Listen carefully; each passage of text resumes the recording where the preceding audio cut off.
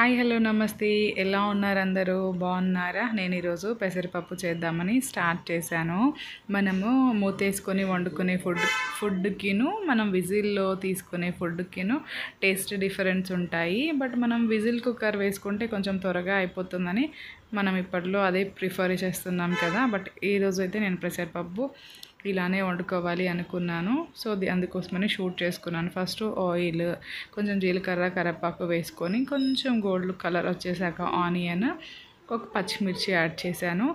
and tomatoes మనకి పప్పులో ఉంటే బాగుంటుంది కదా టేస్ట్ అండ్ మా పెద్ద బాబుకి ఆలు అంటే చాలా ఇష్టం సో పప్పులో ఇది కూడా యాడ్ చేస్తే బాగుంటుంది అనిపించింది అందుకోసమని నేను ఆలు కూడా యాడ్ చేసుకున్నాను అండ్ కొంచెం పసుపు కూడా స్టార్టింగ్ కొంతమంది ఆనియన్ వేసుకున్న తర్వాతనే వేసుకుంటారు పసుపు నేను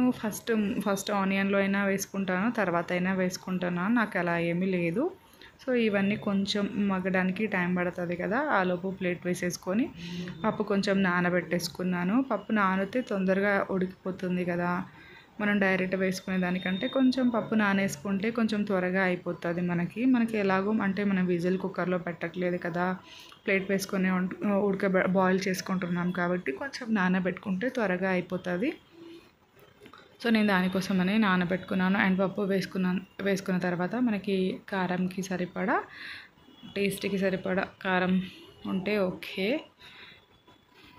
నేనేమో కొంచెం ముద్దపప్పులా చేద్దాం అనుకుంటున్నా కాబట్టి నేను కొంచెం తక్కువ వాటర్ పోసుకున్నాను కొంచెం ఇంకా పలచగా కావాలి అనుకుంటే ఇంకా వాటర్ యాడ్ చేసుకోవచ్చు సో ఈ క్వాంటిటీ అయితే సరిపోతుంది బాయిల్ అయిపోయి మనకి ముద్దపప్పు లాగా వచ్చేస్తుంది చూసారా ఎలా బాయిల్ అవుతుందో ఇలా బాయిల్ అయ్యాక మనం లోపల ఆలుగడ్డ కూడా యాడ్ చేసుకున్నాం కదా ఆలు అండ్ పొటాటోస్ ఇవన్నీ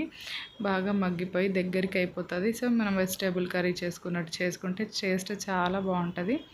విజిల్లోనేమో మనకి చాలా సాఫ్ట్ అండ్ స్మూత్గా వచ్చేస్తుంది ఇలా అనుకుంటే కొంచెం టైం పడుతుంది సో చూసారా పెసరపప్పు ఎంత త్వరగా మగ్గిపోయిందో ఇలా గుజ్జుగా వచ్చేసాక మొత్తం ఇలా కలిపేసుకొని దింపేసుకుంటే సరే నా వీడియో నచ్చితే తప్పక లైక్ చేయండి thanks for watching thanks for your time